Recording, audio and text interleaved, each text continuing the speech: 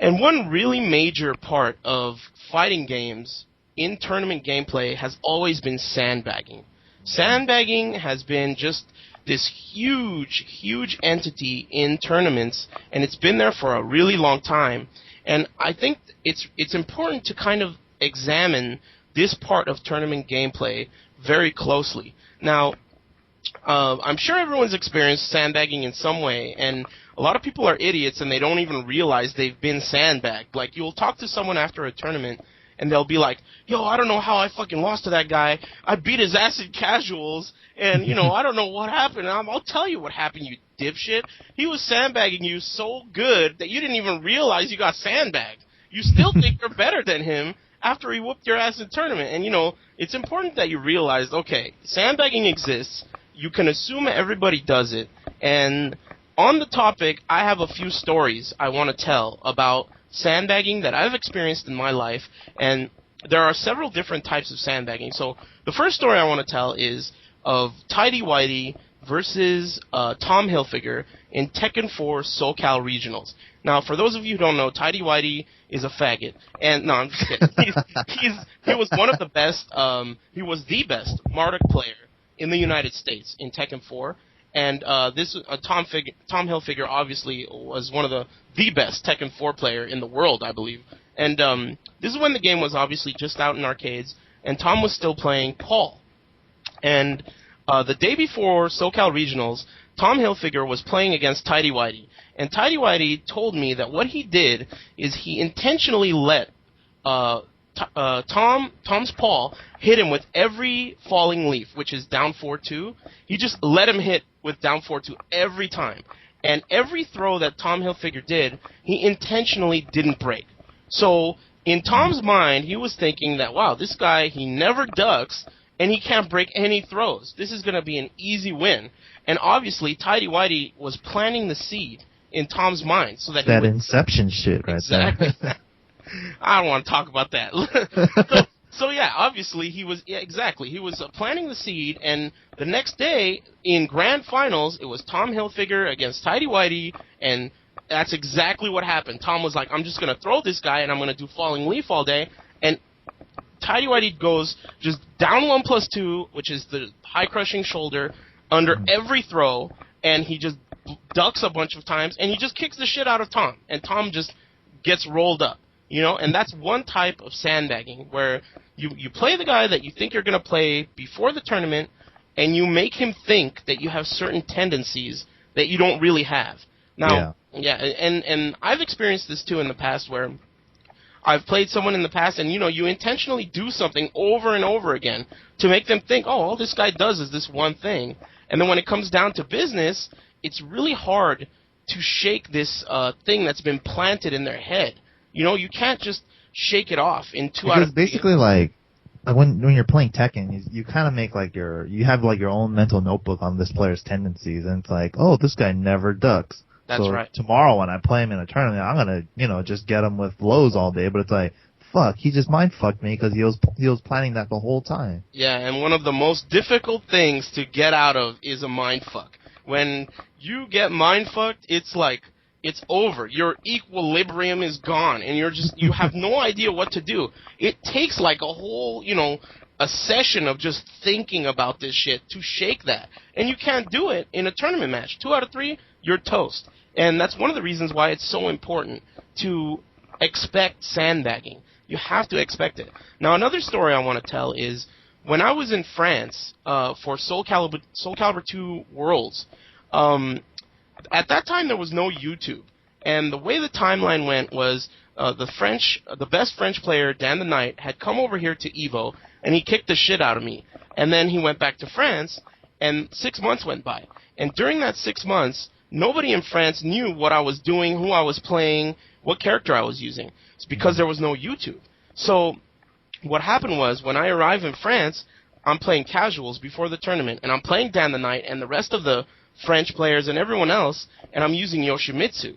And I am just kicking the shit out of everyone with Yoshimitsu, like doing really, really well, getting like 40 streaks. And what happened was, everyone that was watching that and everyone that I was beating, they were like, oh shit, this guy got rolled up by Dan the Knight at EVO, So he went and found Yoshi, and that's going to be his counter pick. So they went back to their rooms that night, and all they did was train against Yoshi.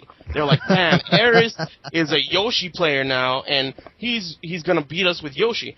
And I totally wasn't a Yoshi player. I just played Yoshi for fun, and I was a Valdo player. So the next day, I played Valdo through the whole tournament, and these guys have no idea what to do. They spent their whole night practicing against Yoshi.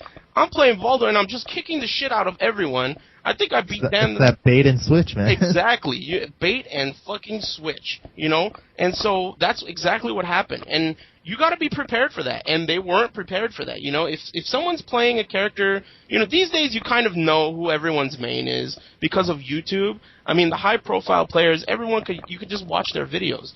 But maybe sometimes there's a guy who isn't that high-profile. You know, maybe he's a solid player, but he's not so solid that you see him placing at huge tournaments and stuff.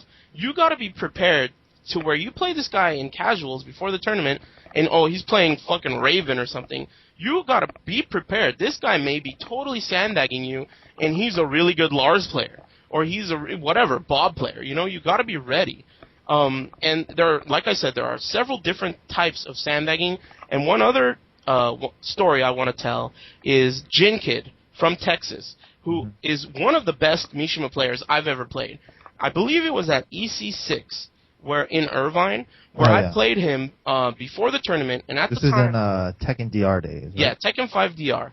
At the time, I was playing King, and before the tournament, I played Jin Kid, and he was playing Devil Jin against me, and we were playing, and, you know, we were going back and forth, but I was doing pretty well.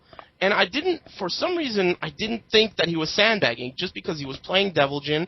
And he kind of leans towards me, we're shooting the shit a little bit, and he kind of compliments me. He verbally tells me, like, wow, you know, you're a Soul Calibur player, and I'm really impressed with your King. You know, your King is really good. And I was kind of like flattered because, you know, Jin Kid is super good. And I was like, wow, you know, thanks, man. And so that kind of built my confidence. And I was like, wow, you know, okay, man, this guy who's really good thinks my King is really good, so okay, I feel good. And lo and behold, in the tournament, it gets down to maybe like, I don't know, top 8 or top 10 or something, and I gotta play Jin Kid. And man, let me tell you, this was one of the most fearsome beatings. I couldn't sit down for a week. This guy gave it to my ass so hard.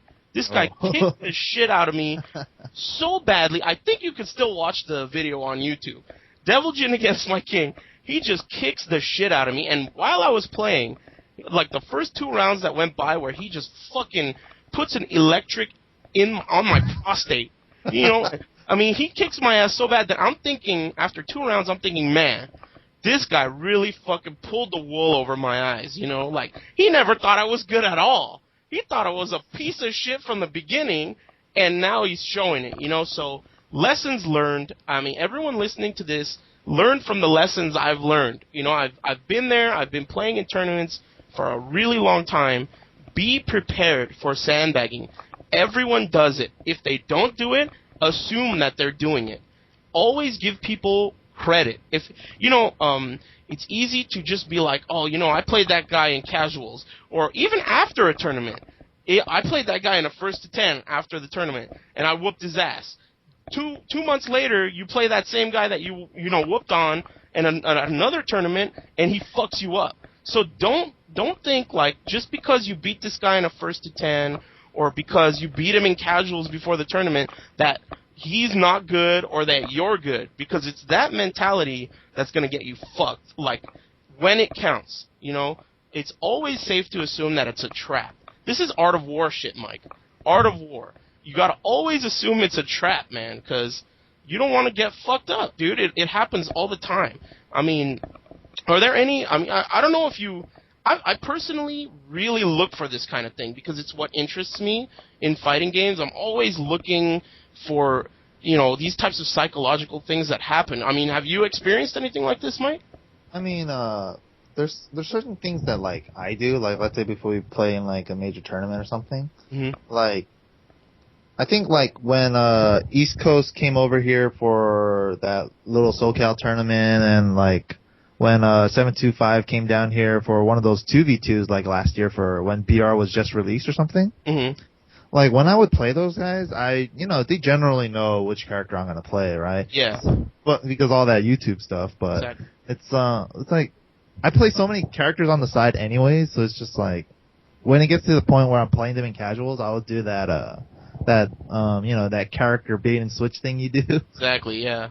So it's like I pretty much never play my main in casuals, so it's just one of the sandbag methods I use, I guess. Yeah, it's funny. There are so many like styles of sandbagging that it could be just its own art form by itself. I mean, there are so many. You can do the planting the seed where you play your own character, but you do things to make the opponent think, oh, well, all this guy does is this shit, or he never ducks, or that kind of thing. That's one method.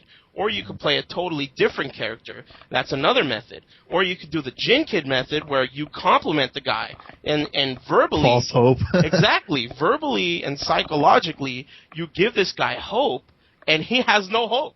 It's like, make him think, like, I'm a humble guy, and I'm willing to tell stories of when I've been fucked up. Because that's the stuff that really makes you better. And this beating I got from Jin Kid is one of the most ferocious ones of my life. He really fucked me up. And, yeah, it's so important to look at this stuff. Another method of sandbagging that I forgot about is you can challenge a guy. Let's say, like, someone is maybe in your bracket, or maybe, you might end up playing him. You challenge him to a money match, right? Let me get you in a $5 first to 5, or a $10 first to 5. And in that month, this happened to me at a regional tournament at Denjin for Soul Calibur 4. This guy from NorCal, he was playing Hildy, and obviously that character was total bullshit. But when I challenged him to a money match before the tournament, and I intentionally played on pad.